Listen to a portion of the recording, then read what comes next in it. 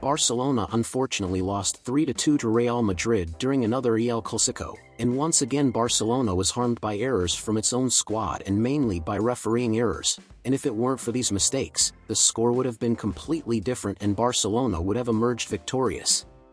The refereeing benefited Real Madrid by awarding a controversial penalty to the Merengue club and invalidating the goal scored by Lamine Yamal, where the ball entered the goal completely, but for the referee it did not enter completely.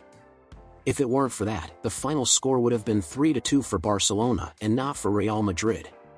In addition to the defeat, we had to deal with the sad news about Frenkie de Jong's injury. The Barcelona midfielder who recently returned from injury left the field being carried on a stretcher while crying after a tough injury, and it was confirmed that the player will not play for the rest of the season. Barcelona's defeat has a great influence on the refereeing, however, the club also made some mistakes and a player who is being heavily criticized for these mistakes is our fullback João Cancelo. João Cancelo failed again in yet another match, as in Barcelona's elimination against PSG in the Champions League the player made some basic mistakes that harmed Barcelona. Against Real Madrid, João Cancelo also made several mistakes, and João Cancelo's mistakes were responsible for 2 of the 3 goals Barcelona conceded.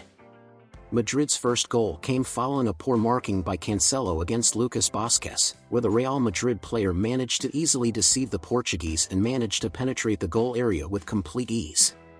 Cubarsí tried to cover the zone left free by his teammate and ended up causing a controversial penalty, which Vinicius Jr. would later turn into a goal. Cancelo's other mistake was in Real Madrid's third goal, where the player did not correctly mark Bellingham, who managed to score another goal, guaranteeing Real Madrid's victory. After that, the player was criticized by coach Xavi, who said he would talk to him about his mistakes, and with that João Cancelo's continuity at Barcelona began to become a doubt. In your opinion, even after these mistakes, do you think Barcelona should stay with João Cancelo or should the club return him to Manchester City? Tell me here and I'll be reading your comment. I'll see you in the next video.